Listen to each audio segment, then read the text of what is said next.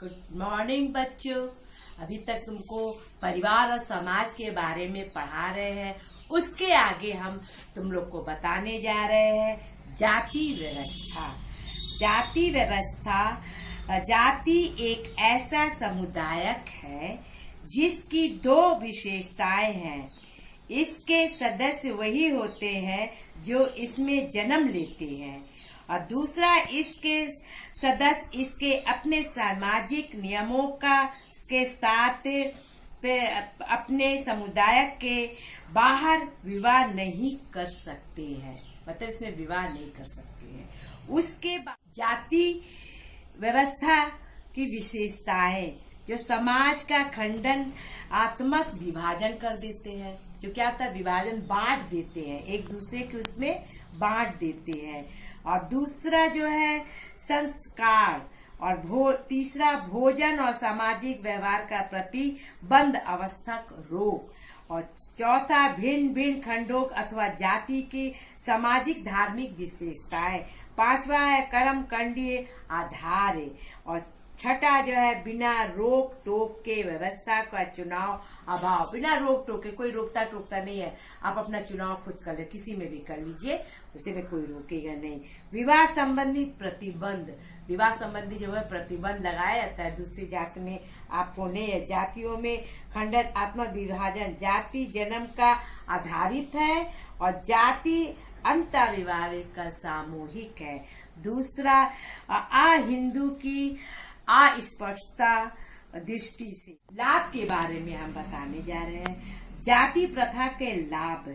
जाति प्रथा के आधुनिक युग में जाति प्रथा का सुधारात्मक लक्ष्य को लेकर चारों ओर से प्रह हो सकती है, किंतु असफलता पूर्वक अपने अस्तित्व को बनाए हुए तीव्र विरोधी होते हुए भी जाति समाप्त नहीं हुई। और उसमें पहला पॉइंट है मानविक सुरक्षा। मानविक सुरक्षा, जाति अपने सदस्य के लिए मनोवैज्ञानिक मानसिक सुरक्षा प्रदान करती है। जन्म से ही व्यक्ति की जाति है कि जीवन में किस स्थिति में गुजरेगा, उसे अपने प्रति होने वाले सामूहिक व्यवहार कल्पना पहले ही होती है। उसके बाद जो है यह प्रथा जन्म से ही उसकी ऐसी अपरिवर्तित सामाजिक स्थिति प्रदान करती है जिससे ना तो संपत्ति और ना निर्धारित ना सफलता और विसफलता ही उसे हटा सकते हैं। दूसरा है सामाजिक सुरक्षा। सामाजिक सुरक्षा वो है जो समाज में हम लोग रहते हैं, उसे हम सामाजिक सुरक्षा कहते हैं। जैसे जाति प्रत्येक व्यक्ति के आरंभ से ही एक विशिष्ट सामाजिक पर्यावरण प्रदान करती है जिसमें इसके अधिकार के कर्तव्य सदा के लिए निश्चित हो जाती है। और सामाजिक सुरक्षा की दृष्टि से जाति उसके लिए ट्रेड यूनियन और पारिवारिक और समुदाय की भांति कार्य करती है। और आपत्ति में वो स्वयं को अकेला महसूस नहीं करता है, अकेला नहीं महसूस करता है। उसके बाद आर्थिक सुरक्षा, हर एक चीज में जो है आर्थिक सुरक्षा जो है आता है, उसके बारे में भी है। आर्थिक जीवन में भी जाति व्यक्ति की सुरक्षा प्रदान करती है। आज के युग में और वर्ग में, समाज में और सर्वश्रेष्ठ प्रकार की योग गुण सम्मान व्यक्ति को भी जीविकोपार्जन के लिए परेशान होना पड़ता है और आर्थिक स्तर यदि पहले से ही ज्ञान होता है और वह निश्चित और संतुष्ट होकर अपना सामूहिक जीवन आर्थिक रूप से सुरक्षित रखता है। व्यवहारिक सुरक्षा जो है वो जीवन साथी का चुनाव प्रत्येक स्त्री पुरुष के लिए एक महत्वपूर्ण प्रश्न होता है। विवाह का क्षेत्र, विवाह के पद्धति, विवाहिक प्रतिबंध इत्यादि समस्याओं के विषय में जाति पूर्व निश्चय होने के कारण होता है। आचरण प्रतिमान के विभिन्न नहीं होता। इसके व्यवहारिक जीवन का सहज समाज अस्त हो जाता है। सामाजिक निर्णायक, सामाजिक जो है, समाज में जो रहने वाले जो है उसका निर्णायक कैसे करते हैं। उसके जाति अपने सदस्य व्यवहार एक परिवार की ही भांति निर्णय रखती है और जीवन के समस्त संबंध में, घटनाओं में और भूत और भविष्य और वो हस्तक्षेप करती है। और उसके बाद जो है जाति प्रथा एक महत्वपूर्ण कार्य, शायद इसका सबसे महत्वपूर्ण कार्य है और ऐसा कार्य जो जाति के भारत के अद्वितीय संस्था बनाता है। भारतीय समाज का एकाकीकरण करना यदि असहयोग नहीं हो तो परस्पर प्रतियोगिता सामूहिक एक समुदाय में जोड़ी जाती है और जाति अधिमान को कोटि कोटि वीरों के देशभक्ति की प्रेरणा की जाती है। उसके बाद जो है जाति प्रथा के में जो है वो दोष के बारे में बताया जाता है। दोष सबसे हिंदू सभाओं में कठिनाइयों से संभवता कहा जाता है। संयुक्त कुट वाक्य किसी देश का नहीं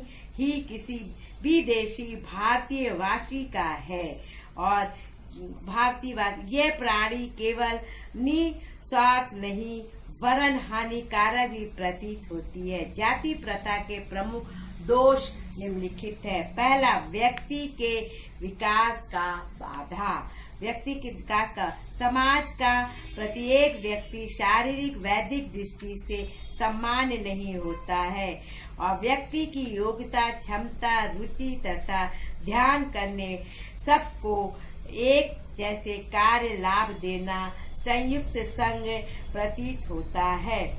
और दूसरी ओर आकर्षकमय दोष को वृत्तियां विकसित होती है, व्यक्तित्व या कुंड हो जाती है और विकृति उसका संतुलित विकास होता है और सामाजिक प्रगति की बाधक। समाज में भी क्या होता है, प्रतिबाधक होता है।